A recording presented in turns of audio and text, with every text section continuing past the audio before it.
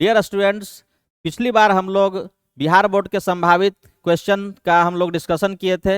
1 से लेकर के 40 तक का क्वेश्चन का डिस्कशन, उसके आगे का फिर से हम डिस्कशन करने जा रहे हैं। इसमें आपको ध्यान रखना है कि वीडियो के जो हर पॉइंट है उस तक आप बने रहें, हर पॉइंट को ध्यान से सुने। यस, इसको केवल गेस या मॉडल क्वेश्चन आप ना समझें, इसको एक रिवीजन समझें। और इसमें आपको ध्यान रखना है कि हर क्वेश्चन के आसपास का जो संभावित क्वेश्चन बनता है उसको आप रिवाइज कर लें अच्छे से, जो वीडियो में हम डिस्कस करेंगे। और आप मेरे साथ साथ रिवीजन भी करिए, तो आपका कोई क्वेश्चन भी नहीं छूटेगा और रिवीजन भी हो जाएगा। इसलिए अब नेक्स्ट हम स्टार्ट करते हैं। क्वेश्चन नंबर 41 जो था, एक क्वेश्चन बहुत ही इंपॉर्टेंट आ रहा है, वो है लेंस के कॉम्बिनेशन पर, कि अगर दो या दो से ज़्यादा लेंस को कंबाइन करें तो equivalent focal length of the combination कैसे निकालेंगे। यानी कि दो या दो से ज़्यादा लेंस को अगर हम ऐड कर दें, कंबाइन कर दें, मिला दें, तो जो कॉम्बिनेशन बनेगा उसका फोकल लेंथ कैसे निकालेंगे। तो आपको इसमें ध्यान रखना है कि कॉन्सेप्ट क्या है। कॉन्सेप्ट ये है कि अगर दो या दो से ज़्यादा लेंस को हम कंबाइन कर दें, जैसे मान लेते हैं कि एक लेंस ये है, साथ में कोई लेंस और हो गया, मान लो कोई और लेंस हो गया, इस तरह से अगर हम एक कंबाइन कर दें तो यहाँ पर एक कॉम्बिनेशन बन गया, एक लेंस बन गया। तो जो लेंस होगा उसका इक्विवेलेंट फोकल लेंथ कैसे निकालेंगे, तो उसके लिए आपको कॉन्सेप्ट याद रखना है पावर। जो कॉम्बिनेशन होगा उसका पावर कितना होगा, सभी लेंस को जोड़ने पर एक लेंस बनेगा, उसका पावर कितना होगा। तो पावर हम लोग सिंपली याद रखें कि पावर होता है सभी लेंस के पावर का सम, P1 plus P2 plus P3 and so on.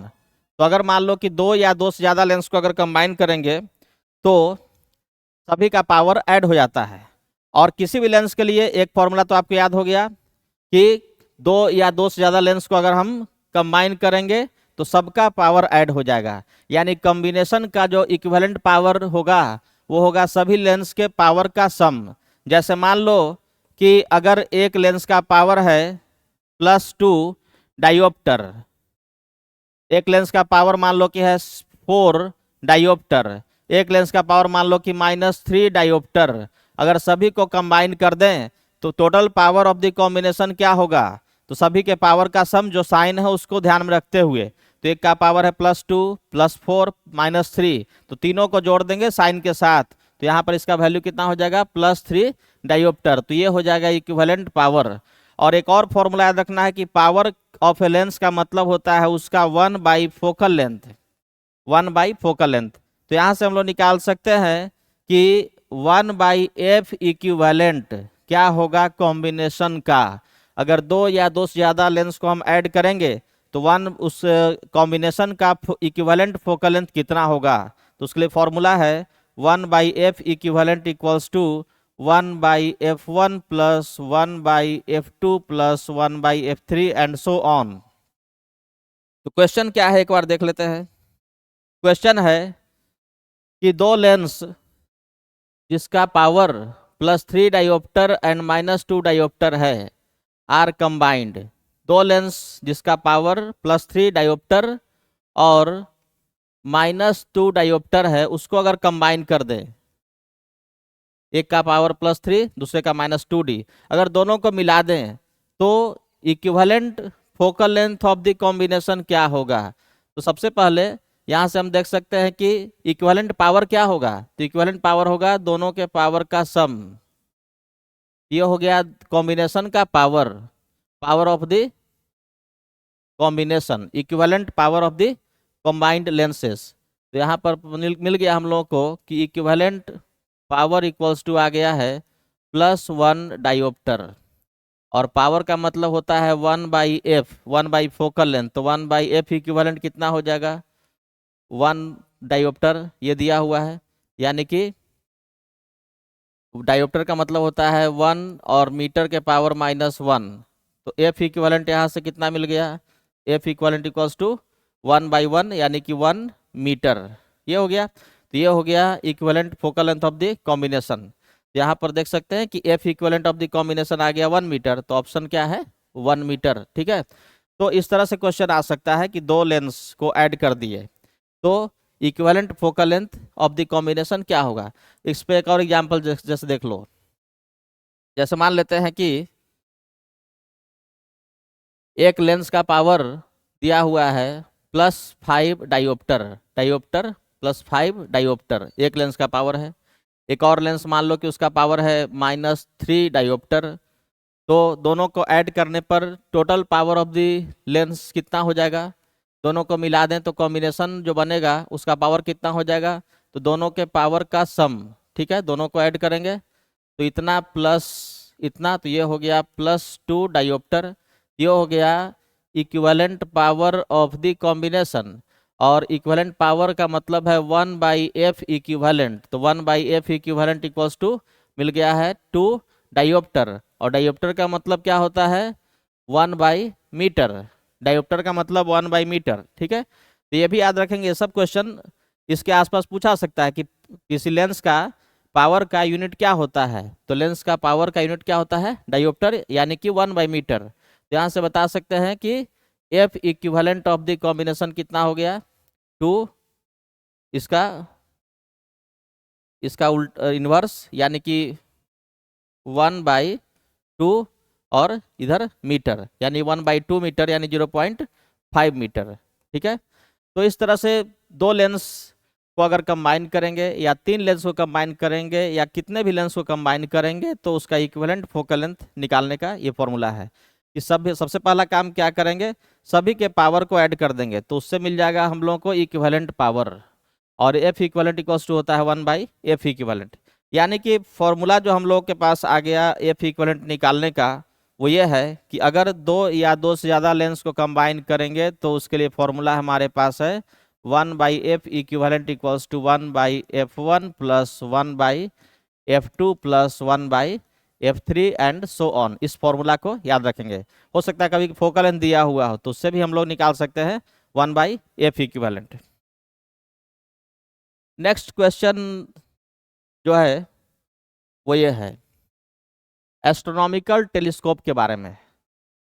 Astronomical telescope में इमेज किस तरह का बनता है। जैसे ये है एस्ट्रोनॉमिकल टेलीस्कोप।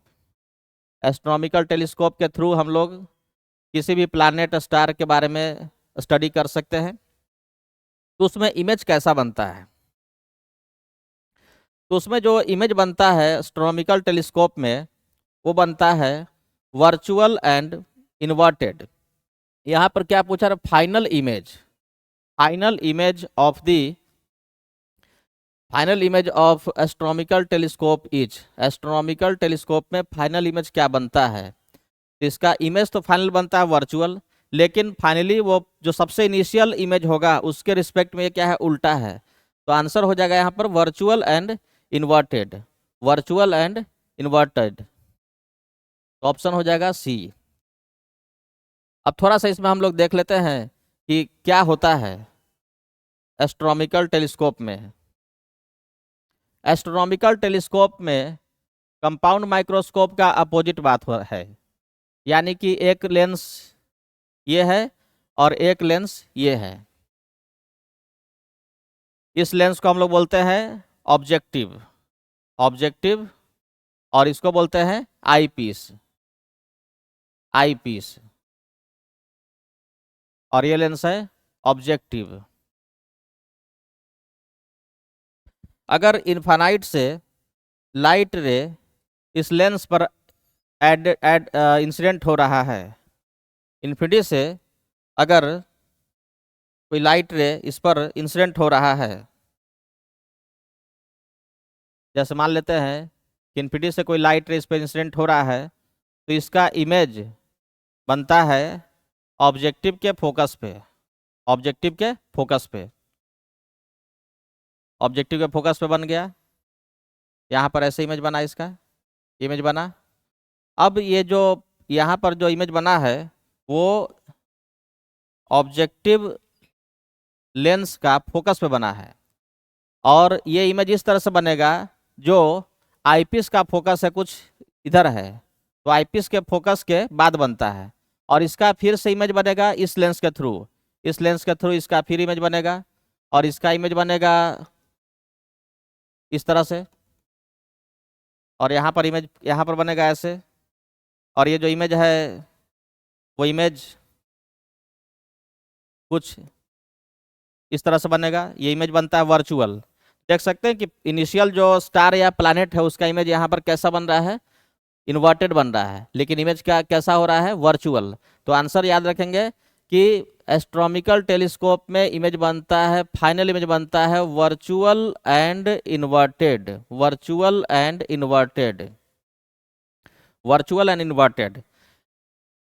लेकिन अगर इस इमेज के रिस्पेक्ट में बात किया जाता है कि इस इमेज के रिस्पेक्ट में, तो इस इमेज के रिस्पेक्ट में ये क्या है, इरेक्टेड है। ठीक है, कंपाउंड माइक्रोस्कोप में भी इस तरह का क्वेश्चन आ सकता है, तो आपको ध्यान रखना होगा कि कंपाउंड माइक्रोस्कोप में इमेज कैसा बनता है। उसमें भी इमेज तो इसी तरह से बनता है। कंपाउंड माइक्रोस्कोप में डिफरेंस क्या है कि ये लेंस छोटा होता है और इधर का लेंस जो आईपीस है वो बड़ा होता है। तो ये ऑब्जेक्टिव वाला लेंस छोटा होता है, अपर्चर इसका बोलते हैं, अपर्चर छोटा और फोकस छोटा, इसका अपर्चर बड़ा और फोकस बड़ा। और इसका इमेज कैसे बनता है, तो इसका इमेज मान लो कि यहाँ पर कोई ऑब्जेक्ट है, तो इसका इमेज बनता है सबसे पहले रियल, रियल इमेज बन जाएगा यहाँ पर, रियल इमेज बन गया यहाँ पर, रियल और इन्वर्टेड। तो ये जो ऑब्जेक्ट मान लो ए बी है, तो इसका पहला इमेज बना real and inverted, A dash B dash. और फिर इसका इमेज बनता है इसमें वर्चुअल, यहाँ पर फाइनल इमेज इसका बन जाएगा इस तरह से, वर्चुअल इमेज। तो इसका रिस्पेक्ट में ए डैश बी डैश का के रिस्पेक्ट में ये क्या है, ए डैश बी डैश का यहाँ पर बन रहा है इरेक्टेड इमेज और वर्चुअल। लेकिन अगर इनिशियल ऑब्जेक्ट की बात करेंगे तो उसके रिस्पेक्ट में यहाँ फाइनल इमेज क्या बन रहा है, वर्चुअल एंड इन्वर्टेड। तो ऐसा क्वेश्चन आ सकता है। तो आंसर इसका आपको याद हो गया कि वर्चुअल एंड इन्वर्टेड। अगर हम फाइनल इमेज की बात करें इनिशियल ऑब्जेक्ट की तुलना में कि शुरू वाले ऑब्जेक्ट के रिस्पेक्ट में बताओ, तो ये इमेज क्या है, इन्वर्टेड एंड वर्चुअल। लेकिन इसका जो image A dash B dash है, इसकी तुलना में पूछा जाए कि इसका इमेज कैसा बनता है, तो इसका इमेज बनता है इरेक्टेड एंड वर्चुअल। जैसा है वैसा ही इमेज इसका यहाँ बन रहा है। तो इस तरह से हम लोगों को कॉन्सेप्ट को ध्यान में रखना होगा। तो दो बात हम फिर से बता रहे हैं कि एकदम स्टार्टिंग वाले ऑब्जेक्ट के रिस्पेक्ट में बात किया जाए, इनिशियल ऑब्जेक्ट की रिस्पेक्ट में बात किया जाए, तो उसके रिस्पेक्ट में इमेज बन रहा है वर्चुअल एंड इन्वर्टेड। ठीक है, तो यहाँ पर यही क्वेश्चन है कि final image in astronomical telescope कैसा होता है, तो virtual and inverted, virtual and inverted. अब चलते हैं नेक्स्ट क्वेश्चन पे।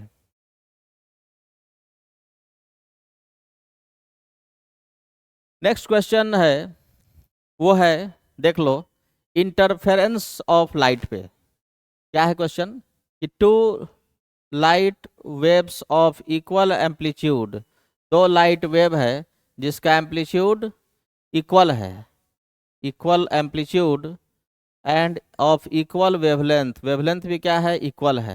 दोनों लाइट वेव सुपर इम्पोज हो रहे हैं, मतलब कि मिल रहे हैं, दोनों लाइट वेव एक पॉइंट पे मिले, तो दोनों के मिलने के चलते यहाँ पर जो रिजल्टेंट वेव बना तो उसका मैक्सिमम एम्पलीट्यूड होगा, उसके लिए फेज डिफरेंस क्या होना चाहिए। तो देखो, अगर दो वेव मिलता है तो उसको हम लोग बोलते हैं सुपर पोजिशन, और दोनों का एम्पलीट्यूड और वेवलेंथ सेम है, दोनों मिल करके यहाँ पर देगा मैक्सिमम एम्पलीट्यूड, तो उसके लिए कंडीशन क्या होना चाहिए। तो जब दो या दो से ज़्यादा लाइट वेव मिलता है और एम्पलीट्यूड या इंटेंसिटी मैक्सिमम देता है, तो उसको बोलते हैं कंस्ट्रक्टिव इंटरफेरेंस, कंस्ट्रक्टिव इंटरफेरेंस। और कंस्ट्रक्टिव इंटरफेरेंस होने के लिए कंडीशन क्या है, तो कंडीशन है फेज डिफरेंस, यानी कि डेल्टा फाई इक्वल्स टू 0, 2 पाई, 4 पाई, 6 पाई, 8 पाई, यानी कि 2 पाई का इंटीग्रल मल्टीपल, 2 पाई का इंटीग्रल मल्टीपल 2n पाई। तो मैक्सिमम एम्पलीट्यूड, दो वेव मिल करके मैक्सिमम एम्पलीट्यूड या मैक्सिमम इंटेंसिटी देगा, उसके लिए कंडीशन है कि दोनों के बीच में, दोनों वेव के बीच में फेज डिफरेंस होना चाहिए 0, 2 पाई, 4 पाई, 6 पाई, 2 पाई का इंटीग्रल मल्टीपल। या ऐसे याद रख सकते हैं इसको, पाथ डिफरेंस डेल्टा एक्स के टर्म में। तो पाथ डिफरेंस कितना होगा, अगर दो वेव एक पॉइंट पर मिला तो दोनों के डिस्टेंस में डिफरेंस कितना होगा, जिसको बोल रहे हैं डेल्टा एक्स। यहाँ से देख सकते हैं कि एक सोर्स से लाइट और दूसरे सोर्स से लाइट दोनों मिल रहा है इस पॉइंट पे। अब यहाँ पर इंटेंसिटी मैक्सिमम होगा, उसके लिए कंडीशन क्या होगा, तो उसके लिए कंडीशन है कि दोनों वेव के द्वारा जो डिस्टेंस ट्रेवल होगा, दोनों वेव के द्वारा जो डिस्टेंस ट्रेवल होगा उसके डिस्टेंस में डिफरेंस को क्या बोल रहे हैं, डेल्टा एक्स। तो डेल्टा एक्स होना चाहिए, 0 होना चाहिए। 2 पाई एंगल मतलब वेव के लिए कितना डिस्टेंस, 2 पाई एंगल मतलब हो गया वेव के लिए, 2 पाई मतलब एक सर्कल और वेव के लिए एक साइकिल, यानी कि डिस्टेंस के रूप में बोलेंगे तो कितना, एक वेवलेंथ। तो 2 पाई एंगल यानी कि एक वेवलेंथ, 4 पाई एंगल यानी कि 2 वेवलेंथ, 6 पाई यानी कि 3 वेवलेंथ। इस तरह से 2 पाई का मतलब एक वेवलेंथ, तो यानी कि एन लैम्डा। तो दो वेव के बीच में दो वेव मिलकर के मैक्सिमम इंटेंसिटी देगा, उसके लिए कंडीशन है कि पाथ डिफरेंस डेल्टा एक्स का value 0, lambda, 2 lambda, 3 lambda, 4 lambda, 5 lambda, यानी कि एन लैम्डा, एन है इंटीजर, या डेल्टा फाई इक्वल्स टू 0, 2 पाई, 4 पाई, 6 पाई, यानी कि 2n पाई। ये तो हो गया कंस्ट्रक्टिव इंटरफेरेंस, इसको जो बोलते हैं कंस्ट्रक्टिव इंटरफेरेंस। कंस्ट्रक्टिव इंटरफेरेंस यानी कि मैक्सिमम इंटेंसिटी या मैक्सिमम एम्पलीट्यूड मिलने के लिए ये कंडीशन है। उस तरह से इसका अपोजिट क्या होगा, डिस्ट्रक्टिव इंटरफेरेंस यानी कि मिनिमम इंटेंसिटी। मिनिमम इंटेंसिटी देने के लिए क्या कंडीशन है, डिस्ट्रक्टिव इंटरफेरेंस यानी कि दो वेव मिल करके मिनिमम इंटेंसिटी कब देगा, मिनिमम इंटेंसिटी यानी कि मिनिमम एम्पलीट्यूड, मिनिमम एम्पलीट्यूड या मिनिमम इंटेंसिटी। इसके लिए कंडीशन क्या होगा, तो उसके लिए कंडीशन है कि डेल्टा फाई का वैल्यू या तो पाई हो जाए, या 3 पाई हो जाए, या 5 पाई हो जाए। यानी कि पाई का हम देख सकते हैं क्या है, ऑड मल्टीपल, यानी कि 2n+1 पाई, इसको याद रखेंगे। या डेल्टा एक्स कितना हो जाए, देखो 2 पाई का मतलब एक वेवलेंथ, तो पाई का मतलब λ/2, याद रखेंगे कि 2 पाई एंगल है, उसका वैल्यू डिस्टेंस में कितने के बराबर है, लैम्डा के बराबर है। तो पाई का मतलब λ/2, 3 पाई का मतलब 3 λ/2, 5 पाई का मतलब 5 λ/2, यानी कि 2n+1 λ/2। तो यहाँ पर जो क्वेश्चन आया है तो उसके अनुसार इन दोनों बातों को हम लोग अच्छे से रिवाइज कर लेंगे कि मिनिमम इंटेंसिटी के लिए कंडीशन क्या है। मिनिमम इंटेंसिटी कब होगा, जब डेल्टा एक्स λ/2 होगा, या 3 λ/2 होगा, या 5 λ/2 होगा, या इसके जगह पे हम डेल्टा फाई की बात करेंगे तो delta phi phase difference pi, 3 pi, 5 pi भी इस तरह से होना चाहिए। तो इसको थोड़ा ध्यान रखेंगे। अब नेक्स्ट क्वेश्चन है, विच फेनोमेनन यानी कौन सी घटना supports the transverse nature of light waves. Light wave transverse nature का है, यानी कि ट्रांसवर्स वेव है, या कोई भी इलेक्ट्रोमैग्नेटिक वेव ट्रांसवर्स वेव है। इस बात को याद रखेंगे कि लाइट वेव या कोई भी इलेक्ट्रोमैग्नेटिक वेव ट्रांसवर्स वेव होता है। ट्रांसवर्स वेव यानी कि जिसमें परपेंडिकुलर है कोई चीज़, तो वो चीज़ कौन सा है, वो है इलेक्ट्रिक फील्ड।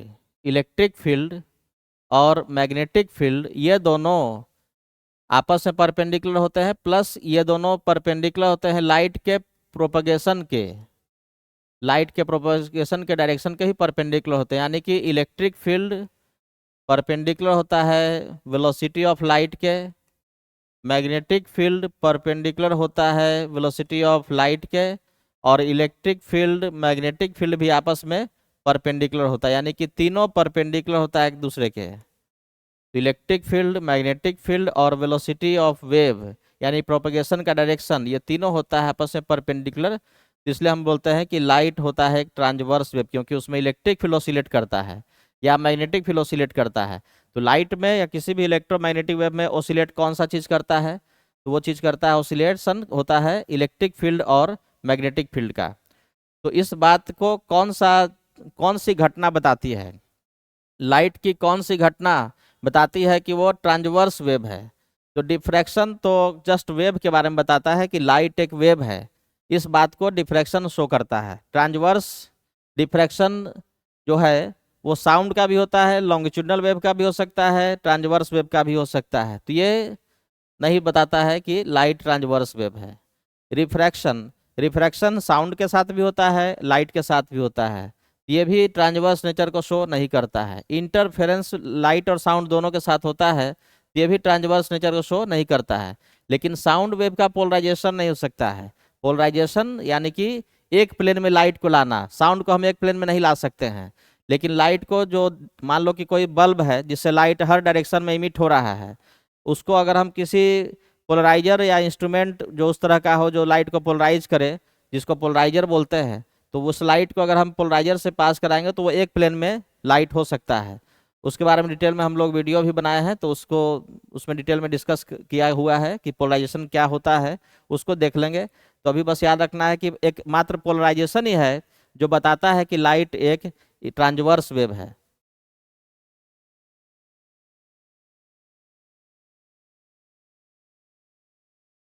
अब देखो ये हम यहाँ पर थोड़ा सा दिखाए हैं कि जैसे इलेक्ट्रोमैग्नेटिक वेव है वो हर डायरेक्शन में इलेक्ट्रिक फील्ड उसका ऑसिलेट हो रहा है।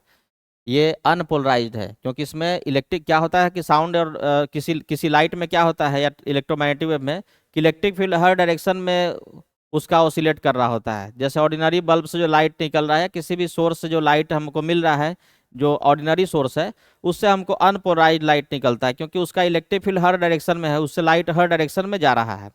अब जब हम इसको एक ऐसे इंस्ट्रूमेंट से पास किए जो केवल एक पार्टिकुलर डायरेक्शन वाला लाइट को ही अलाउ कर सकता है, तो ये क्या हो गया है? ये हो गया पोलराइज्ड लाइट। तो ये केवल लाइट के साथ ऐसा हो सकता है, साउंड वेव को अगर हम सेंड करें तो उसके साथ ऐसा नहीं हो सकता है। तो साउंड वेव जो है वो पोलराइजेशन उसका साउंड वेव का नहीं हो सकता है, लेकिन लाइट वेव का ही पोलराइजेशन केवल हो सकता है। और देखो जैसे यहाँ पर कि एक ऑर्डिनरी बल्ब से लाइट जा रहा है, वो अनपोलराइज्ड लाइट है क्योंकि इसमें हर डायरेक्शन में इलेक्ट्रिक फील्ड है। लेकिन जब हम ऐसे इंस्ट्रूमेंट्स जिसको अलाउ करते हैं, जिसको पोलराइजर बोल रहे हैं, तो उससे एक डायरेक्शन का लाइट केवल पास हो रहा है, तो ये है पोलराइज्ड लाइट। यहाँ पे भी देख सकते हैं कि अनपोलराइज्ड लाइट, ये डिवाइस है जिसको बोलते हैं पोलराइजर। तो एक डायरेक्शन में केवल लाइट को अलाउ कर रहा है। और अगर हम एक और यहाँ पर रख दें वही इंस्ट्रूमेंट जिसको एनालाइजर बोल देंगे, तो फिर ये लाइट को फाइनली रोक भी सकता है। केवल उसको अगर रोटेट करते हैं तो इसके इंटेंसिटी को कम कर देगा और एक पार्टिकुलर एंगल पे लाइट को पूरी तरह से रोक देगा। अब एक पोलराइजेशन पे और सवाल है, यानी कि पोलराइजेशन पे आपको ध्यान रखना है। जो इंपॉर्टेंट क्वेश्चन बन रहा है उसको ध्यान रखेंगे कि क्या क्या क्वेश्चन आ सकता है। इसमें क्वेश्चन है कि angle between plane of vibration and plane of polarization क्या होगा। तो देखो यहाँ पर दिखाए हैं कि प्लेन ऑफ वाइब्रेशन ये है, प्लेन ऑफ वाइब्रेशन ये है, और उसके परपेंडिकुलर दूसरा प्लेन है, वो है plane of polarization. Plane of vibration and plane of polarization दोनों एक दूसरे के होता है परपेंडिकुलर, इस बात का ध्यान रखेंगे। प्लेन ऑफ वाइब्रेशन जिसमें इलेक्ट्रिक फील्ड वाइब्रेट कर रहा है, और उसके परपेंडिकुलर डायरेक्शन को बोलते हैं प्लेन ऑफ पोलराइजेशन। तो इस दोनों के बीच में एंगल कितना होगा? तो प्लेन ऑफ पोलराइजेशन और प्लेन ऑफ वाइब्रेशन के बीच का एंगल होता है 90 डिग्री।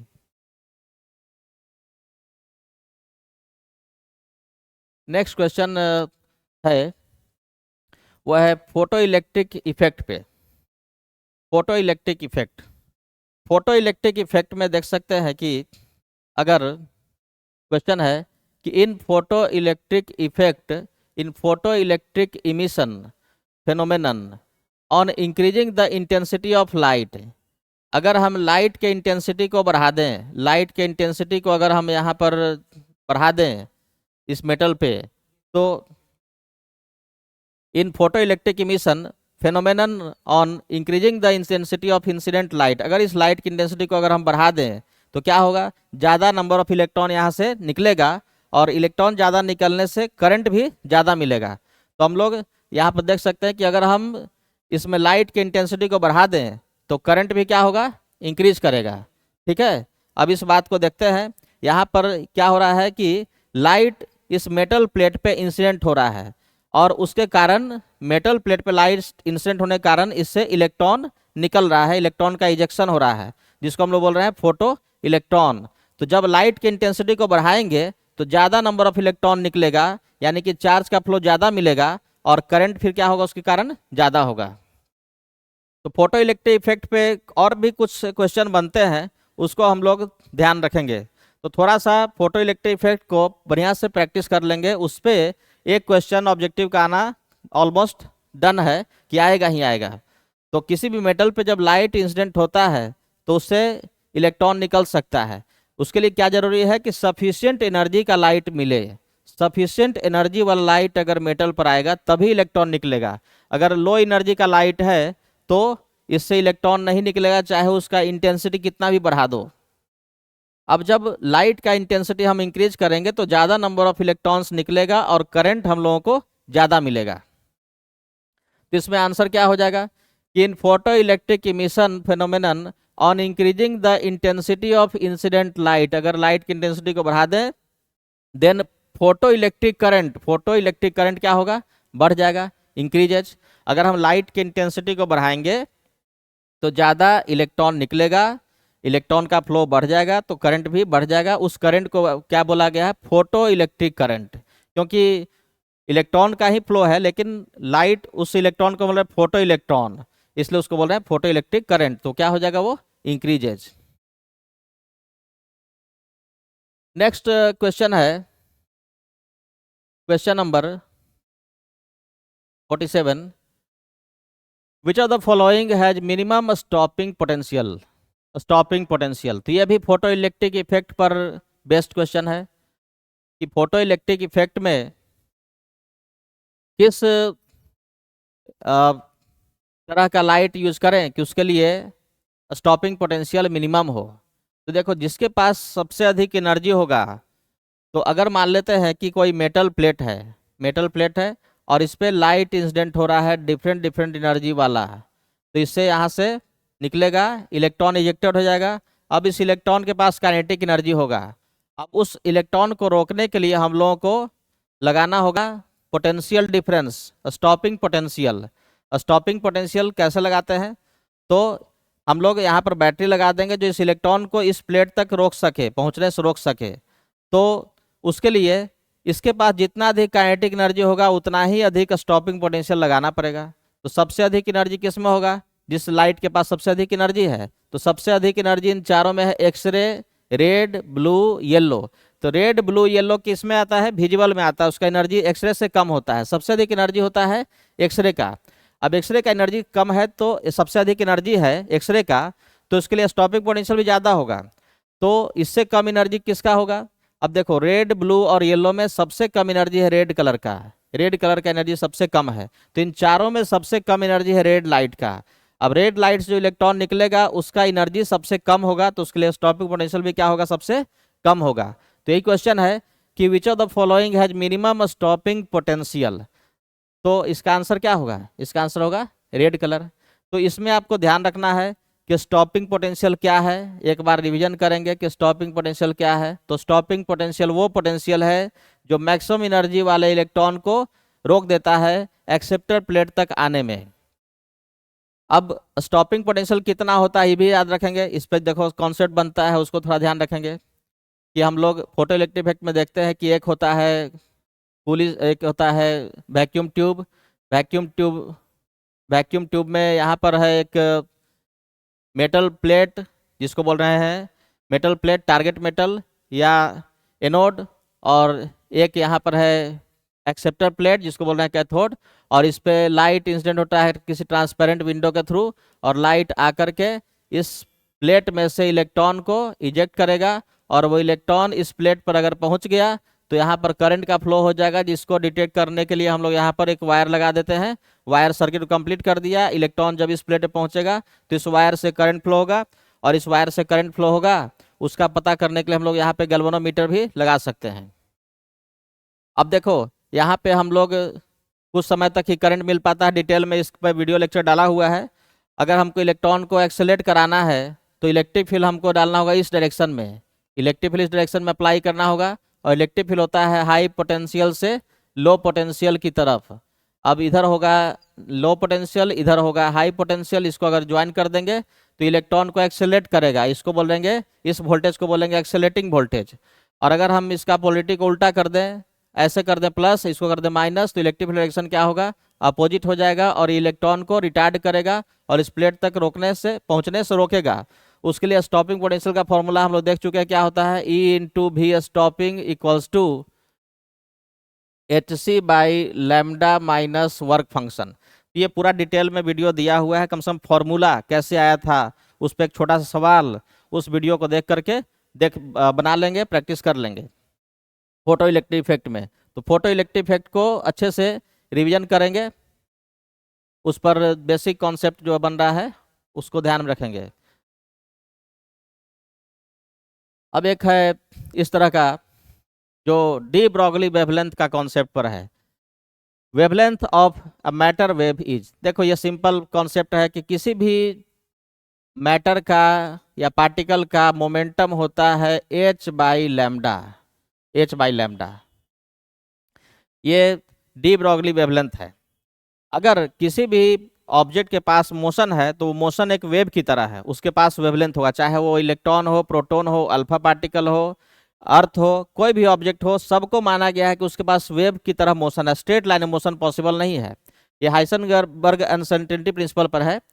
तो उसमें एक फॉर्मूला सबको याद रखना है कि P बराबर h बाई लैम्डा। किसी भी चीज के पास अगर मोमेंटम है तो मोमेंटम होगा h बाई लैम्डा, लैम्डा उसका है वेवलेंथ। तो वेवलेंथ ऑफ ए मैटर क्या होगा, momentum h by momentum, h by momentum. तो यहाँ लैम्डा का फॉर्मूला है h बाई मोमेंटम। तो ऑप्शन कौन सा हो जाएगा, ऑप्शन ए। नेक्स्ट क्वेश्चन है, angular momentum of electron in stationary energy level of hydrogen atom is. Angular momentum, तो ये बोर्स थ्योरी पर आधारित क्वेश्चन है। उसमें क्वेश्चन का इसका कॉन्सेप्ट क्या है, कॉन्सेप्ट है क्वांटाइजेशन ऑफ एंगुलर मोमेंटम। तो हम लोग जानते हैं कि इलेक्ट्रॉन केवल उस ऑर्बिट में ही मूव करता है जिसका एंगुलर मोमेंटम जिसको रिप्रेजेंट करते हैं कैपिटल एल से, एंगुलर मोमेंटम होता है NH by 2 pi, NH by 2 pi. तो इलेक्ट्रॉन केवल उसी ऑर्बिट में रिवॉल्व करेगा अराउंड न्यूक्लियस जिसमें उसका एंगुलर मोमेंटम होता है NH बाई 2 पाई। N क्या है, N है नंबर 1 2 3 4 5 यानी इंटीजर। तो angular momentum of electron in stationary energy level of hydrogen atom क्या होगा, तो कौन कौन सा ऑप्शन इसमें सही हो सकता है, तो NH बाई 2 पाई। तो N का वैल्यू अगर 2 पुट कर दें तो हो जाएगा H बाई पाई। तो एक आंसर ये होगा। H बाई 2 पाई पॉसिबल नहीं है क्योंकि हमारे पास फॉर्मूला क्या है, एंगुलर मोमेंटम का फॉर्मूला है NH बाई 2 पाई। तो अगर N का वैल्यू 1 कर दें तो आंसर क्या हो जाएगा, H बाई 2 पाई। तो angular momentum of electron in stationary energy level of hydrogen atom क्या क्या हो सकता है, तो अगर N का वैल्यू हम कर दें 2, N का वैल्यू 2 कर दें तो ये हो जाएगा 2H बाई 2 पाई यानी कि H बाई पाई। अगर N का वैल्यू 1 कर दें तो क्या होगा, H बाई 2 पाई। तो H बाई 2 पाई, फिर 2 कर दें तो H बाई पाई, फिर 3 कर दें तो 3H बाई 2 पाई। तो ये सब में इलेक्ट्रॉन रह सकता है। तो angular momentum of electron in stationary energy level of hydrogen atom is, तो इसमें दो पॉसिबिलिटी है, एक हो सकता है H बाई पाई और एक हो सकता है H by 2 pi, NH by 2 pi तो H बाई 2 पाई। अब इसमें दो ऑप्शन है, एक ही ऑप्शन आपको देना है। तो इसमें स्टेशनरी एनर्जी लेवल जो बोला गया है वो मेनली ग्राउंड स्टेट को ध्यान में रखते हुए बोला गया होगा। तो ग्राउंड स्टेट को ध्यान में रख के बोला गया है तो आंसर का N का वैल्यू क्या पुट करेंगे, 1 पुट करेंगे, तो इसका आंसर हम लोग B मार देंगे। ठीक है, तो H बाई 2 पाई वाला आंसर इसमें नहीं रखेंगे क्योंकि ये हो जाएगा फर्स्ट एक्साइटेड स्टेट का और एक इसका ग्राउंड स्टेट का। तो ध्यान रखेंगे कि फॉर्मूला क्या है, angular momentum equals to N H by 2 pi, where N का वैल्यू 1 2 3 4 5 6 इस तरह से कोई भी इंटीजर हो सकता है। नेक्स्ट क्वेश्चन है कि Lyman series in hydrogen spectrum lies in, hydrogen spectrum पे सवाल है। हाइड्रोजन स्पेक्ट्रम, हाइड्रोजन स्पेक्ट्रम में हम लोग देख चुके हैं कि जब हाइड्रोजन एटम पे, सैंपल ऑफ हाइड्रोजन एटम पे अगर कोई रेडिएशन इंसिडेंट होता है तो उस स्पेक्ट्रम, उस सैंपल से हम लोगों को बहुत सारा डिफरेंट डिफरेंट रेडिएशन मिलता है जिसका नाम रखा गया है Lyman Balmer Paschen Brackett Pfund, Lyman Balmer Paschen Brackett Pfund. अब पूछा गया है कि लाइमन सीरीज किस रीजन में आता है। तो इसमें हम लोग को कुछ याद रखना है कि जानते हैं कि बाल्मर सीरीज जो है, लाइमन के बाद आता है बाल्मर, फिर नेक्स्ट पास्चन, फिर ब्रैकेट, फिर नेक्स्ट फंड। तो बाल्मर सीरीज आता है विजिबल में, याद रखेंगे कि बाल्मर सीरीज का जो रेडिएशन है, जो हमको स्पेक्ट्रम मिलता है वो होता है विजिबल में, ये विजिबल है। अब विजिबल में सबसे कम एनर्जी वाला लाइन ये है, मतलब ये रेड कलर वाला है, सबसे कम एनर्जी रेड लाइट का होता है, और सबसे ज़्यादा एनर्जी होता है वायलेट का। तो ये वायलेट है, वायलेट है, और ये रेड है, रेड, और ये वायलेट। वायलेट से भी ज़्यादा एनर्जी इधर वाले, इधर जैसे बढ़ेंगे तो एनर्जी बढ़ता जाएगा, और इधर आएंगे तो एनर्जी कम होगा। तो इस तरफ एनर्जी रेडिएशन का बढ़ रहा है, एनर्जी ऑफ रेडिएशन जो हमको मिल रहा है स्पेक्ट्रम का, वो इस तरफ आने पे, लेफ्ट साइड आने पे बढ़ रहा है। तो वायलेट से भी ज़्यादा एनर्जी इधर वाले का होगा, तो ये किस रीजन में आ जाएगा, वायलेट से ज़्यादा एनर्जी किसका होता है, अल्ट्रा वायलेट का, और विजुअल से कम एनर्जी किसका होता है, इंफ्रारेड का। तो पास्चन सीरीज किस में आ जाएगा, इंफ्रारेड में। उससे भी कम एनर्जी वाला सब इधर आएगा, और इससे ज़्यादा एनर्जी वाला इधर होगा, तो ये होगा लाइमन सीरीज आएगा अल्ट्रा वायलेट में, बाल्मर आता है विजिबल में, और पास्चन आता है इंफ्रारेड में, और उससे भी कम एनर्जी होता है माइक्रोवेव, रेडियो वेव, सबका। तो इधर का इंफ्रारेड के से कम एनर्जी वाला में आएगा, और इधर वाला आएगा अल्ट्रा वायलेट में। तो क्वेश्चन है कि लाइमन सीरीज किस रीजन में आता है, तो लाइमन सीरीज किस रीजन में आता है, अल्ट्रा वायलेट। तो आंसर इसका हो जाएगा ultraviolet region. Next question है कि how many times charge of alpha particle is that of charge of proton. मतलब अल्फा पार्टिकल में क्या होता है ये पूछा जा रहा है, बहुत ही बेसिक कॉन्सेप्ट कि अल्फा पार्टिकल के अंदर में क्या होता है। तो किसी भी अल्फा पार्टिकल के अंदर में, अल्फा पार्टिकल का मतलब होता है हीलियम न्यूक्लियस, यानी helium plus plus, helium nucleus. Helium में क्या होता है, 2 प्रोटॉन और 2 न्यूट्रॉन, 2 प्रोटॉन 2 न्यूट्रॉन है, तो अल्फा पार्टिकल बन गया। इलेक्ट्रॉन, हीलियम में से 2 इलेक्ट्रॉन अगर बाहर निकाल दिया जाए, हीलियम का 2 इलेक्ट्रॉन निकाल दिया जाए तो बचेगा हीलियम न्यूक्लियस, जिसको बोलते हैं अल्फा पार्टिकल। तो अल्फा पार्टिकल में कितना चार्ज है, चार्ज है 2 प्रोटॉन के बराबर, यानी +2 इलेक्ट्रॉन। इलेक्ट्रॉन का कितना गुना है, 2 गुना। How many times charge of alpha particle is that of charge of proton. तो प्रोटॉन का कितना गुना चार्ज अल्फा पार्टिकल में है, तो प्रोटॉन का 2 गुना चार्ज है, तो 2 गुना चार्ज है 2 टाइम्स। मास अगर पूछा जाता तो कितना होता, ऑलमोस्ट लगभग कितना होता, तो 4 यहाँ पर है न्यूक्लियॉन, तो मास कितना हो जाएगा, मास प्रोटॉन का 4 गुना। मास लगभग होता है प्रोटॉन का 4 गुना, लेकिन चार्ज होता है प्रोटॉन का 2 गुना, क्योंकि प्रोटॉन में केवल चार्ज है, न्यूट्रॉन प्रोटॉन का मास लगभग सेम है। अब एक और क्वेश्चन है, इस रिजल्ट को याद रखेंगे अच्छे से कि एक एमयू, एक एटॉमिक मास यूनिट, यानी एक प्रोटॉन के का मास कितने एनर्जी के बराबर है। तो हम लोग जानते हैं कि 1 एमयू मास जो होगा, 1 एटॉमिक मास यूनिट, जिसको शॉर्टकट में केवल यू लिखते हैं, ये कितने एनर्जी के बराबर है। तो एनर्जी जो होता है मास के इक्विवेलेंट, तो उसका फॉर्मूला क्या होता है, E = mc²। तो कितने के बराबर होगा, तो 1 atomic mass unit into C²। और एक एटॉमिक मास यूनिट का वैल्यू कितना होता है, मास कितना होता है, तो 1.67 × 10⁻⁻27 किलोग्राम और सी का वैल्यू कितना होता है 3 × 10⁻8 का स्क्वायर कर देंगे तो आंसर आ जाएगा जूल में, आंसर जूल में आएगा। और इसको अगर हमको बदलना है इलेक्ट्रॉन वोल्ट में तो हम लोग यहाँ पर इलेक्ट्रॉन के चार्ज से डिवाइड कर देंगे। तो इलेक्ट्रॉन का चार्ज होता है 1.602 × 10⁻19 कूलम्ब, तो ये जूल बदल जाएगा किसमें, जूल बन जाएगा इलेक्ट्रॉन वोल्ट में। और सॉल्व करेंगे तो ये आएगा 931 मेगा इलेक्ट्रॉन वोल्ट। तो इस रिजल्ट को याद रखेंगे कि एक एमयू कितनी एनर्जी के बराबर है, इस कैलकुलेशन को कर लेंगे तो 931 mega electron volt, 931 mega electron volt. अब नेक्स्ट क्वेश्चन जो है, नेक्स्ट क्वेश्चन है न्यूक्लियस पे ही। न्यूक्लियस में पूछा गया है कि सन का जो रेडिएंट एनर्जी का सोर्स है वो क्या है। तो सन के अंदर में क्या होते रहता है, सन के अंदर में न्यूक्लियर फ्यूजन होता है। न्यूक्लियर फ्यूजन, फ्यूजन क्या है, दो छोटे छोटे न्यूक्लियस मिल करके एक बिगर न्यूक्लियस बनते हैं, प्लस साथ में रिलीज होता है एनर्जी, साथ में रिलीज होता है एनर्जी। तो इस घटना को हम लोग बोलते हैं न्यूक्लियर फ्यूजन। सन के अंदर में यही चीज होते रहता है।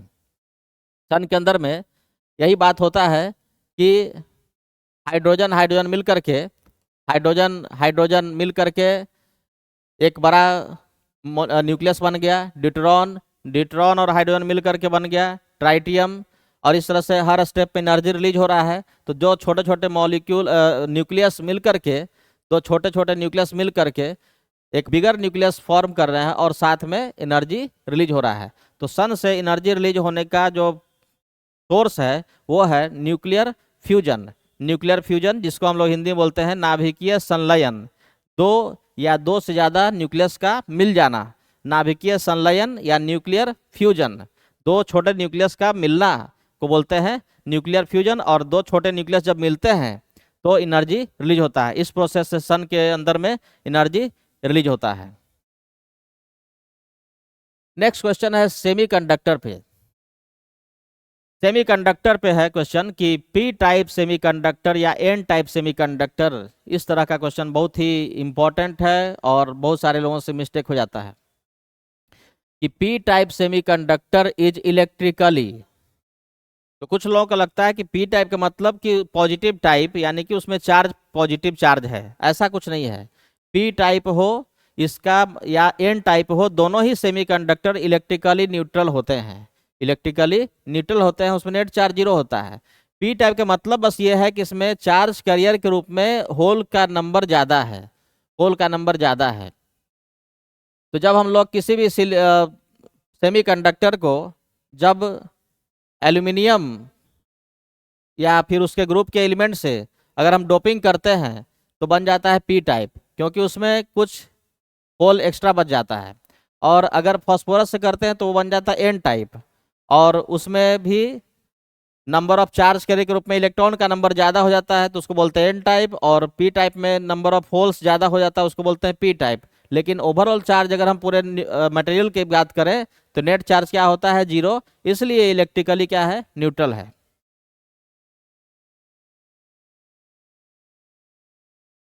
जैसे यहाँ दिखा रहे हैं कि सिलिकॉन है सब तरफ और बीच में बोरोन ला दिया गया, तो बोरोन के पास तीन ही इलेक्ट्रॉन है, बोरोन के पास तीन इलेक्ट्रॉन है।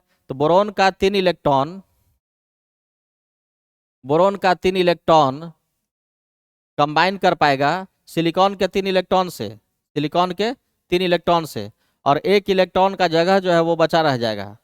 तो सिलिकॉन का एक इलेक्ट्रॉन, ये जो जगह वैकेंट हो गया यहाँ पर, ये क्या बोला जाएगा, इसको बोला जाएगा होल्स। तो ये चार्ज के रूप में काम करता है। और कैसे काम करता है इस पे डिटेल्ड क्लास में जो डिस्कशन हुआ उसका वीडियो लेक्चर देख सकते हैं कि P type N type semiconductor कैसे बनता है।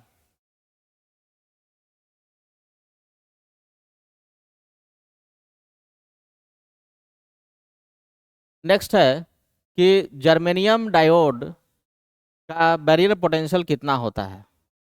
तो जर्मेनियम और सिलिकॉन इन दोनों का पूछा जाता है। तो जर्मेनियम का होता है 0.3 वोल्ट, 0.3 वोल्ट, और सिलिकॉन का होता है, सिलिकॉन का होता है 0.7 volt.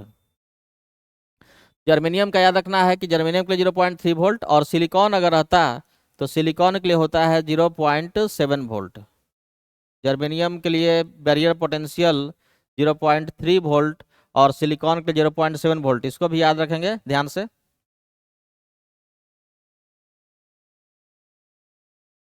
The value of amplitude modulation index, ये है कम्युनिकेशन सिस्टम, जो कि अब सिलेबस से जेई के भी हटा दिया गया है, सीबीएसई में भी हट चुका है, बिहार बोर्ड में हो सकता है क्वेश्चन आ जाए। तो इस रिजल्ट को बस याद रखेंगे कि डिस्टॉर्शन से बचने के लिए एम्पलीट्यूड मॉड्यूलेशन इंडेक्स होना चाहिए 1 से छोटा, यानी कि 0 और 1 के बीच में। इसको याद रखेंगे, एम्पलीट्यूड मॉड्यूलेशन इंडेक्स ये होता है 1 से छोटा।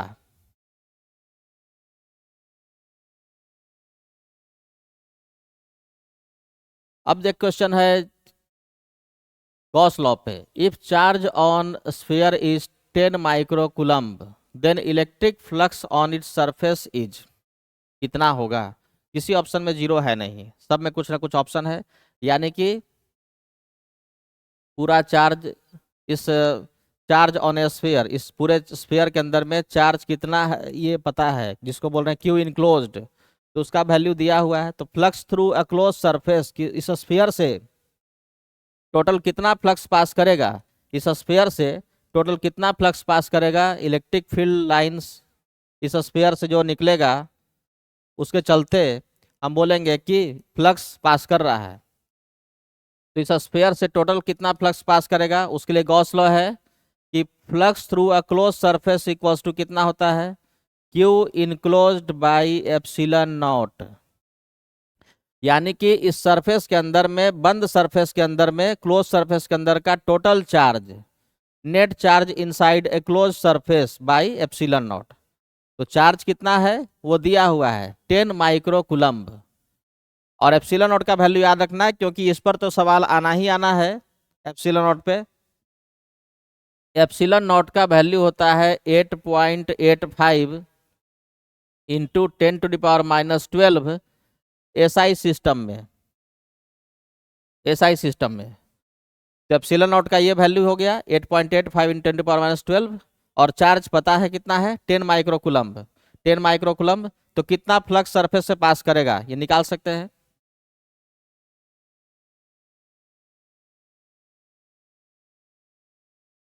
तो flux through a close surface equals to Q enclosed by epsilon naught, और चार्ज कितना था, चार्ज था 10 माइक्रो 10 माइक्रोकूलम्ब, 10 माइक्रोकूलम्ब चार्ज है।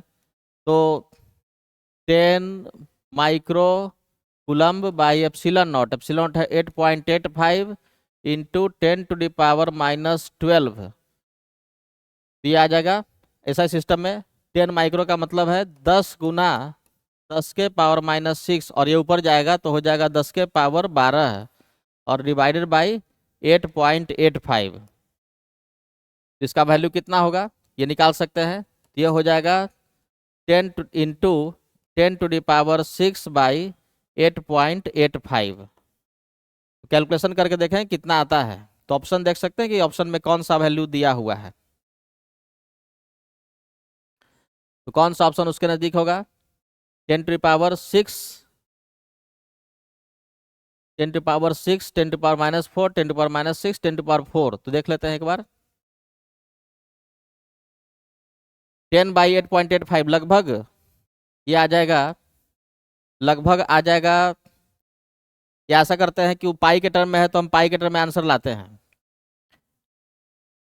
1/4 पाई एप्सिलॉन नॉट का वैल्यू होता है 9 इंटू 10⁹, और फ्लक्स का फॉर्मूला है Q enclosed by epsilon naught, यानी कि क्यू इनक्लोज्ड का वैल्यू है 10 माइक्रो, माइक्रो का मतलब 10⁻⁻6, और 1/एप्सिलॉन नॉट यहाँ से निकालेंगे तो ये हो जाएगा 4 पाई इंटू 9 इंटू 10⁹। तो ये आ गया 10/4 पाई और इंटू 9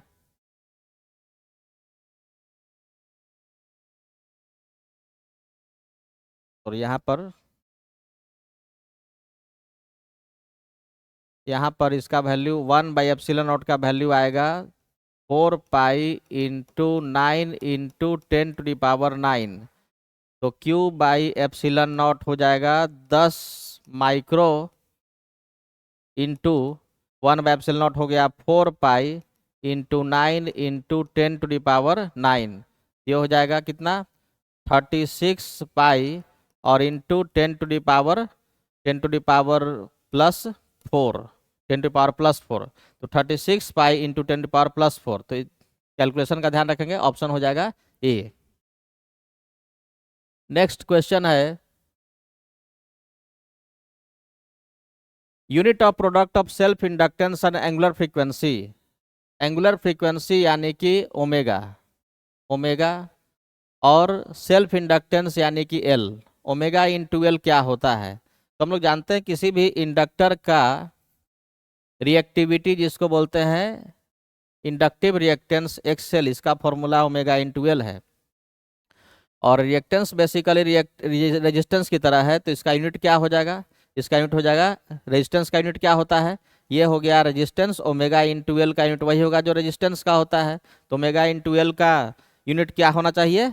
ओम होना चाहिए। ठीक है, रेजिस्टेंस का यूनिट होता है ओम, तो ओमेगा इंटू एल का यूनिट क्या होगा? ओम होगा। उसी तरह से याद रखना है कैपेसिटर के लिए कि कैपेसिटर का रिएक्टेंस एक्सी होता है और उसका फॉर्मूला क्या होता है? 1/ओमेगा सी। तो 1/ओमेगा सी का भी यूनिट क्या होगा?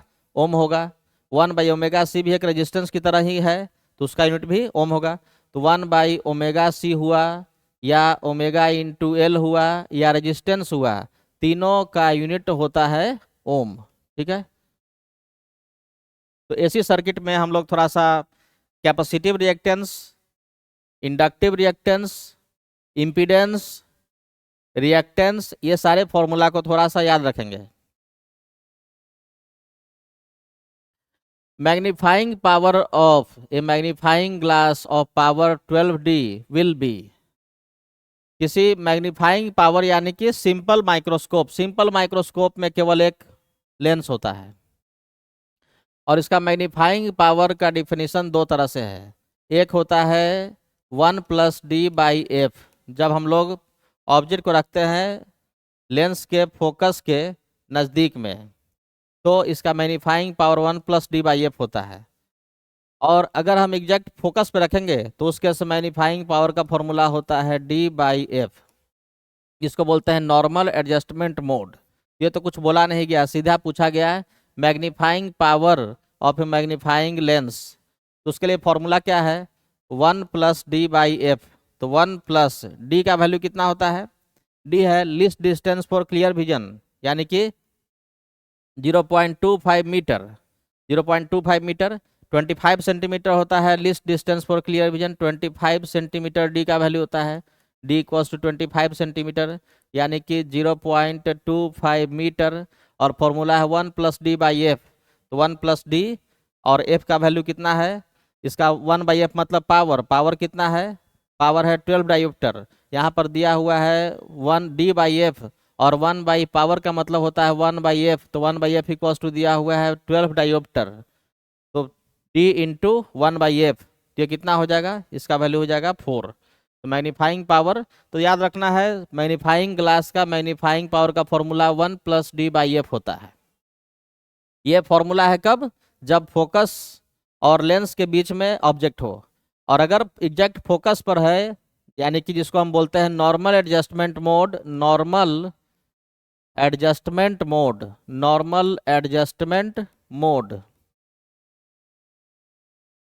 तो नॉर्मल एडजस्टमेंट मोड में फॉर्मूला होता है मैग्नीफाइंग पावर का D/f, एक कम हो जाता है।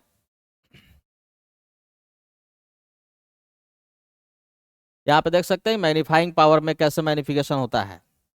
एक लेंस है और एक यहाँ पर ऑब्जेक्ट है जिसको हमको मैग्नीफाई करके देखना है। तो यहाँ पर ऑब्जेक्ट है, इस ऑब्जेक्ट का इमेज, ये ऑब्जेक्ट कहाँ पर है? तो ये ऑब्जेक्ट रखा गया है लेंस और उसके फोकस के बीच में, लेंस और फोकस के बीच में ऑब्जेक्ट रखा गया है। ठीक है, इस ऑब्जेक्ट का इमेज यहाँ पर बन रहा है virtual and erected, magnified virtual and erected. तो ये है सिंपल माइक्रोस्कोप या इसको बोलते हैं मैग्नीफाइंग ग्लास। मैग्नीफाइंग ग्लास में होता है convex lens of small focal length, इसको बोलते हैं मैग्नीफाइंग ग्लास और simple microscope. Simple microscope simple microscope उसका याद रखना है मैग्नीफाइंग पावर। तो मैग्नीफाइंग पावर का एक फॉर्मूला है 1+d/f। ये कब फॉर्मूला लगाते हैं? जब ऑब्जेक्ट फोकस और लेंस के बीच में होता है, फोकस पे नहीं होता है, फोकस के पास में रहता है लेकिन फोकस और लेंस के बीच में है। और अगर इस ऑब्जेक्ट को हम एग्जैक्ट फोकस पे रख दें तो उसके मैग्नीफाइंग पावर एक माइनस हो जाता है, तो वो केवल बचता है d/f। इस दोनों फॉर्मूला को याद रखेंगे, न्यूमेरिकल के लिए काफी इंपॉर्टेंट है। नेक्स्ट है व्हाट इज ब्रेविस्टर्स लॉ, क्या है? ब्रेविस्टर्स लॉ क्या है ये पूछा जा रहा है। ब्रेविस्टर्स लॉ ये है कि जब लाइट एक मीडियम से दूसरे मीडियम में जाता है तो उसका होता है पार्शियल पोलराइजेशन। अगर हम पोलराइज लाइट को डालेंगे तो पूरी तरह से दूसरे मीडियम में चला जाएगा, उसका रिफ्लेक्शन थोड़ा सा भी नहीं होगा। अगर हम किसी पोलराइज लाइट को एक मीडियम से दूसरे मीडियम में डालते हैं, ट्रांसमिशन कराते हैं, रिफ्रैक्शन कराते हैं, तो लाइट 100% दूसरे मीडियम में ट्रांसफर हो जाता है। लेकिन अगर मान लो कि अनपोलराइज लाइट को हम इंसिडेंट करा रहे हैं एक मीडियम से दूसरे मीडियम की बाउंड्री पे, तो उसका कुछ पोर्शन, कुछ पार्ट रिफ्रैक्शन होता है, ट्रांसमिटेड होता है, और कुछ पार्ट हो जाता है रिफ्लेक्टेड। तो रिफ्लेक्टेड लाइट कंप्लीटली पोलराइज होता है और ये पार्शियली पोलराइज होता है।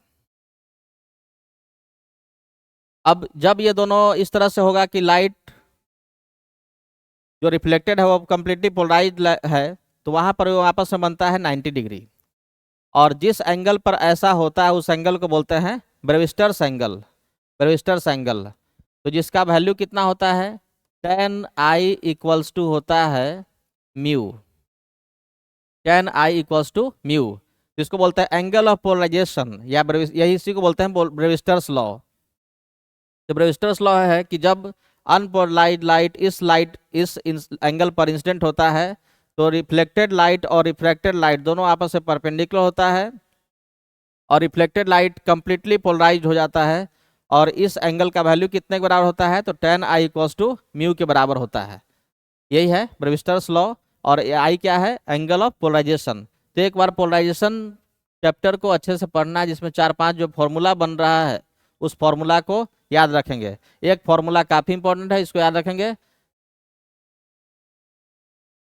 इस फॉर्मूला को याद रखेंगे कि म्यू बराबर tan I। आई पी यहाँ पे लिखा हुआ है एंगल ऑफ पोलराइजेशन के लिए। एक क्वेश्चन है जो पोटेंशियोमीटर पर है। If the length of potentiometer wire is increased, the balance point will be obtained at a smaller length, larger length, same length, nowhere on wire. देखो यह है पोटेंशियोमीटर, और पोटेंशियोमीटर का वायर ये वाला है। अगर इस वायर की लंबाई को हम बढ़ा दें तो देखो यहाँ पर जो पोटेंशियल डिफरेंस है वो तो इतने वायर मिलना है। अगर लेंथ को बढ़ा देंगे तो भी पोटेंशियल डिफरेंस उतने ही उसी लेंथ मिलेगा। मान लो कि यहाँ पर जो बैटरी है और रेजिस्टेंस है वो पोटेंशियल डिफरेंस भी डेवलप करा रहा है इस वायर में, तो अब हमको इतने लेंथ में पोटेंशियल डिफरेंस भी मिलेगा। अगर हम इस वायर के लेंथ को बढ़ा देंगे तो भी पोटेंशियल डिफरेंस वही मिलेगा। तो बैलेंस पॉइंट कहाँ पर मिलेगा? नल पॉइंट कहाँ पर मिलेगा? मान लो कि इस बैटरी का जो यहाँ पर बैटरी लगाते हैं और उसके बाद यहाँ पर हम लोग एक नल पॉइंट फाइंड करते हैं, जॉकी को रिमूव यहाँ से मूव करा के। तो अगर इधर का वोल्टेज 10 है तो 10 वोल्ट के बराबर जैसे ही मिलेगा तब बैलेंस पॉइंट मिलेगा। अगर हम इस वायर के लेंथ को बढ़ा दें तो 10 वोल्ट और ज़्यादा लेंथ मिलेगा, तो बैलेंस पॉइंट क्या होगा? और ज़्यादा लेंथ पर जा करके मिलेगा। तो अगर हम इसके वायर के रेजिस्टेंस को, लेंथ को बढ़ा दें तो नल पॉइंट भी बड़े लेंथ पे जाकर ही मिलेगा, तो लार्ज लेंथ पे मिलेगा। तो दिया हुआ है कि if the length of potentiometer wire is increased then balance will be obtained at a large length.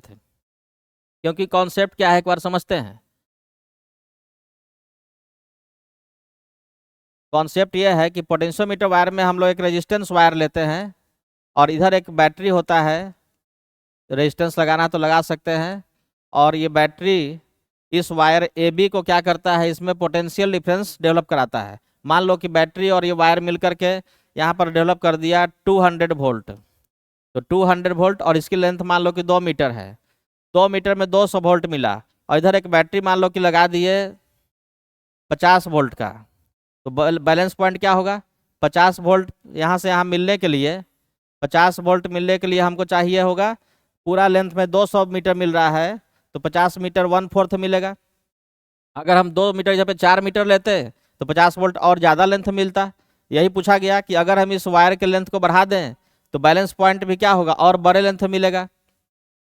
तो यही क्वेश्चन है। अब नेक्स्ट है लॉजिक गेट पे सवाल कि Boolean algebra for NAND gate. तो नैंड गेट के लिए बुलियन अलजेब्रा क्या है, तो यही है, नैंड गेट ऐसे रिप्रेजेंट करते हैं, एंड गेट ये हो गया एंड गेट, और एंड गेट के बाद अगर नॉट लगा दे तो क्या बन जाएगा, नैंड गेट। अब यहाँ पर अगर इनपुट दिए हैं ए और बी, तो आउटपुट एंड में क्या मिलता है, ए इंटू बी मिलता है, और फिर उसका नॉट करेंगे तो क्या होगा, ए इंटू बी का कंजुगेट, ए इंटू बी का कंजुगेट। तो Boolean algebra for NAND gate क्या है, अगर आउटपुट वाई है, यहाँ से आउटपुट मिला वाई, तो वाई बराबर क्या होगा, इनपुट ए इंटू बी का कंजुगेट। तो नैंड गेट का ये हो गया ए इंटू बी का कंजुगेट। तो ऑप्शन कौन सा हो जाएगा, सी ऑप्शन। तो याद रखेंगे इसमें सारे लॉजिक गेट के लिए कि बुलियन अलजेब्रा क्या होता है। तो जैसे देखो मेनली 3 गेट है, एक है and gate.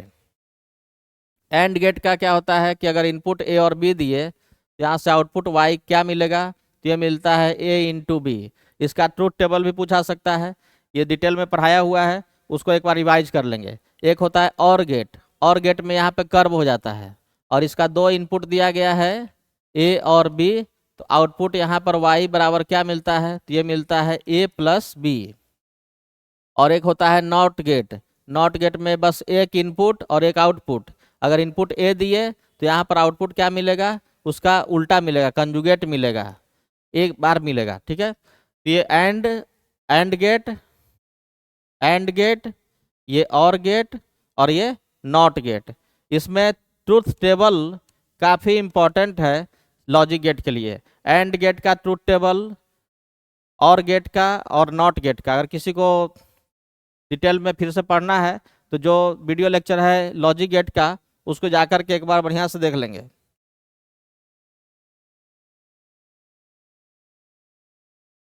Plane wave front is a part of. Plane wave front कैसे बनता है, प्लेन वेव फ्रंट का जो मेन सोर्स है वो इनफाइनाइट डिस्टेंस पे रहने वाला ऑब्जेक्ट है, डिस्टेंट सोर्स, यानी कि source at a very large distance, जैसे सन या उस तरह का कोई प्लानेट स्टार जिससे कि लाइट निकल रहा है। तो सन से या प्लानेट से जो लाइट उसके पास में, वो तो स्फेरिकल है, लेकिन वो दूर जाते जाते स्फीयर इतना बड़ा हो गया कि वो क्या बन गया है, उसका कोई भी पार्ट क्या बनेगा, एक प्लेन की तरह काम करेगा। तो प्लेन वेव किसका पार्ट है, तो प्लेन वेव जो होता है वो किसी स्फेरिकल या सिलिंड्रिकल वेव का ही पार्ट है। जैसे सिलेंडर से हम देख सकते हैं कि एक सिलिंड्रिकल वेव निकल रहा है, और वही सिलिंड्रिकल वेव दूर जाने पर क्या बन जाएगा, एक प्लेन की तरह काम करेगा। अगर मान लो कि कोई स्फेरिकल वेव है, तो स्फेरिकल वेव जैसे जैसे इसका रेडियस बड़ा होता जाएगा, तो लार्ज रेडियस होते होते ये जो ऑलमोस्ट स्फीयर है वो क्या बन जाएगा, बन जाएगा प्लेन। तो हमारे लिए जो सरफेस अभी स्फेरिकल था, वो इनफाइनाइट डिस्टेंस पर वही स्फीयर क्या बन जाएगा, एक प्लेन बन जाएगा, क्योंकि प्लेन क्या है, एक स्फीयर है ऑफ इनफाइनाइट रेडियस। तो प्लेन वेव क्या है, स्फेरिकल वेव का ही एक पार्ट है, या फिर उस तरह से सिलिंड्रिकल वेव के रूप में ही बोल सकते हैं, सिलिंड्रिकल वेव का पार्ट है। तो यहाँ पर ऑप्शन में दिया हुआ है दोनों, स्फेरिकल और सिलिंड्रिकल। सिलिंड्रिकल वेव जैसे मान लो कि कोई यहाँ पर एक सिलिंड्रिकल सोर्स है, तो इससे जो वेव निकल रहा है वो सिलिंड्रिकल वेव निकल रहा है। जैसे जैसे सिलेंडर का रेडियस बड़ा होता जाएगा, तो वो फिर यही इसका एक सिलेंडर का कोई पोर्शन लेंगे तो इन्फानाइट रेडियस का बनने पर क्या हो जाएगा, वो एक प्लेन वेव की तरह काम करेगा। तो हम बोल सकते हैं कि both A and B plane wave front ये पार्ट ऑफ स्फेरिकल और सिलिंड्रिकल, तो आंसर कौन सा हो जाएगा, बोथ ए एंड बी। यहाँ पे देख सकते हैं कि प्लेन वेव फ्रंट और उसके आगे हाइजीन प्रिंसिपल ये सभी पढ़ना है थोड़ा सा बोर्ड के लिए। देखो सिलिंड्रिकल सोर्स या लीनियर सोर्स से plane wave front, point source से स्फेरिकल, और वह एक इसमें पढ़ना है हाइजीन प्रिंसिपल कि कैसे वेव फ्रंट आगे जनरेट होता है, प्लेन के रूप में वेव आगे बढ़ रहा है, ये है प्लेन वेव फ्रंट। और जैसे कोई पॉइंट सोर्स है, इससे देख सकते हैं कि वेव हर डायरेक्शन में आगे बढ़ रहा है, तो वो वेव कैसे आगे बढ़ता है, in the form of wave front आगे बढ़ता है, जिसको हम लोग हाइजीन प्रिंसिपल से समझते हैं।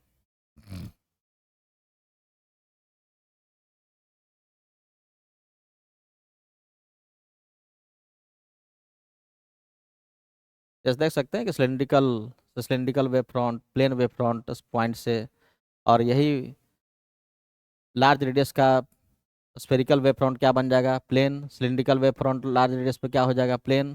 तो प्लेन वेव फ्रंट बोल सकते हैं कि सिलिंड्रिकल और स्फेरिकल दोनों वेव फ्रंट का एक पार्ट है।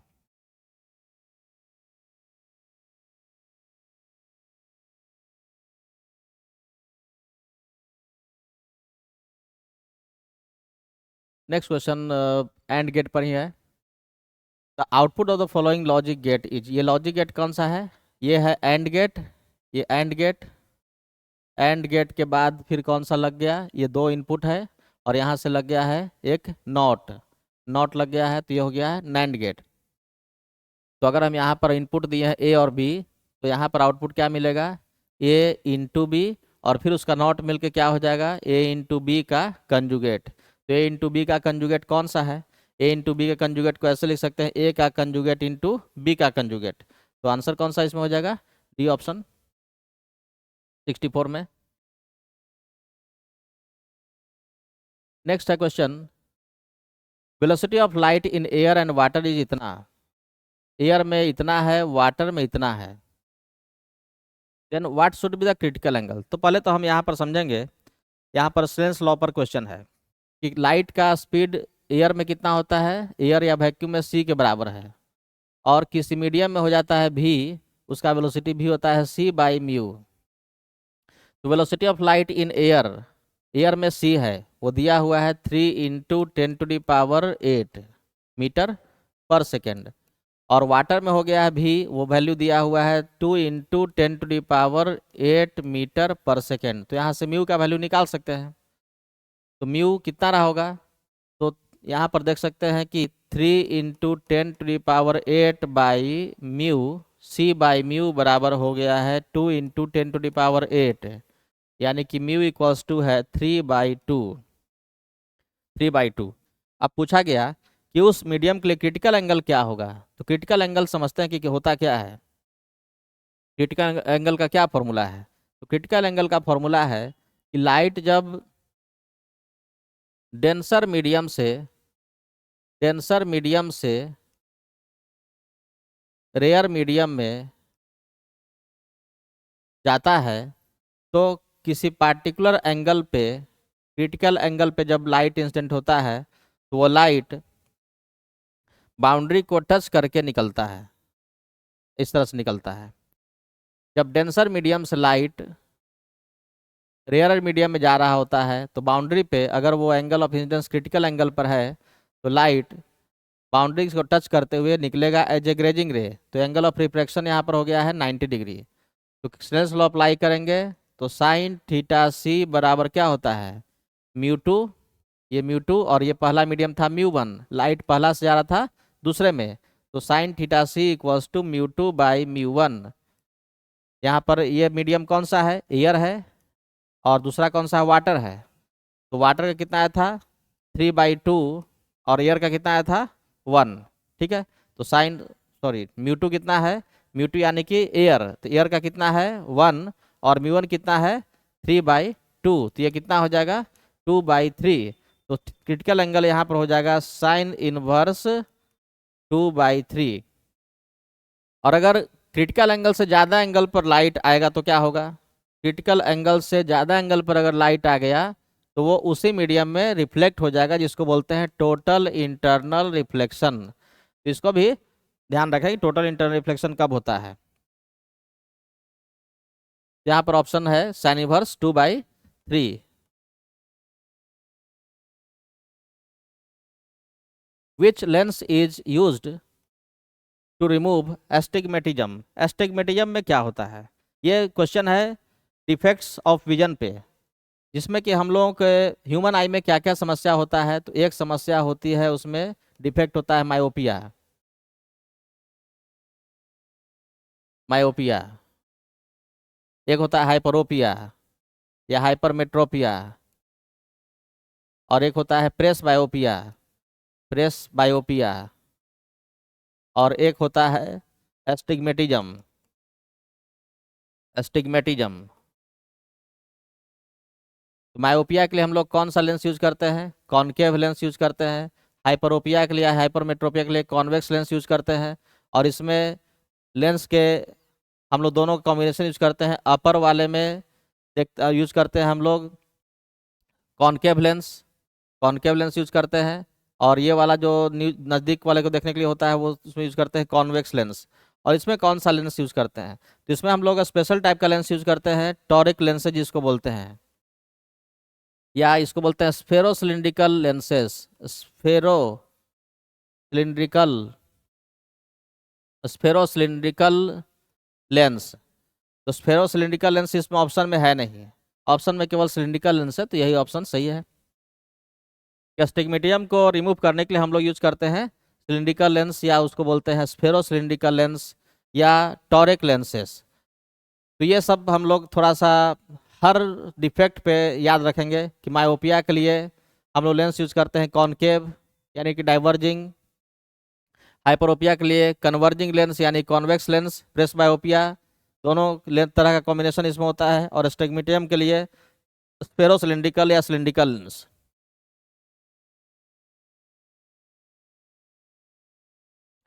विच colour has maximum refractive index. देखो रिफ्रैक्टिव इंडेक्स वेवलेंथ पे कुछ ऐसे डिपेंड करता है। वेवलेंथ अगर बढ़ता है, और बहुत सारा फॉर्मूला है, वेवलेंथ अगर बढ़ेगा तो व्यू कम होगा। तो मैक्सिमम रिफ्रैक्टिव इंडेक्स कब होगा, जब वेवलेंथ कम होगा। इन चारों में पता करना सबसे कम वेवलेंथ किसका है, तो सबसे कम वेवलेंथ होता है वायलेट का। तो वायलेट का वेवलेंथ सबसे कम होगा, तो उसके लिए रिफ्रैक्टिव इंडेक्स क्या होगा, ज़्यादा होगा। Which colour has maximum refractive index, तो आंसर क्या होगा, वायलेट। मिनिमम किसका होगा, red colour. Width of interference pattern fringe is proportional to. तो फ्रिंज विड्थ का फॉर्मूला क्या होता है, फ्रिंज विड्थ का फॉर्मूला होता है capital D lambda by small d. Width of interference fringe is, fringe width जिसको बोल रहे हैं, फ्रिंज विड्थ का फॉर्मूला होता है D lambda by small D. तो ये फ्रिंज विड्थ किस किस पे डिपेंड कर रहा है, तो प्रोपोर्शनल टू क्या है, प्रोपोर्शनल टू वेवलेंथ। तो यहाँ देख सकते हैं कि फ्रिंज विड्थ क्या है, प्रोपोर्शनल टू वेवलेंथ है। तो ऑप्शन क्या है, सही है, proportional to wavelength, inversely proportional to wavelength, proportional to square of wavelength, सब वेवलेंथ की बात है। तो केवल यही बोलेंगे कि fringe width is proportional to wavelength. और फ्रिंज विड्थ के फॉर्मूला को भी याद रखेंगे, D lambda by small d. यहाँ देख सकते हैं ये डी क्या है, स्मॉल डी है दो स्लिट के बीच का डिस्टेंस, स्लिट होता है S1 S2, तो उसके बीच का डिस्टेंस क्या है, स्मॉल डी। और स्क्रीन की दूरी जो है उसको बोल रहे हैं कैपिटल डी।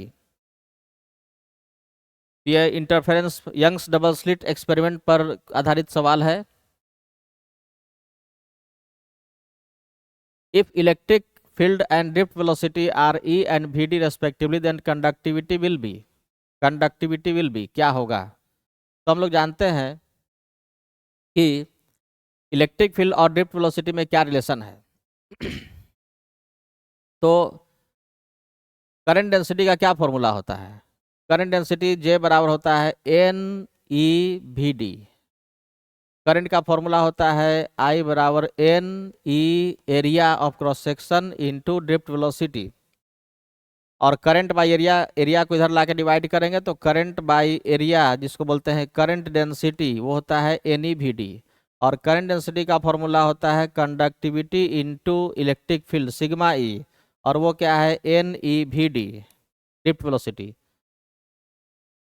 तो पूछा गया है क्या, इलेक्ट्रिक फील्ड और ड्रिफ्ट वेलोसिटी, तो कंडक्टिविटी का क्या फॉर्मूला होगा, तो कंडक्टिविटी का फॉर्मूला होगा NE into VD by E, VD by E।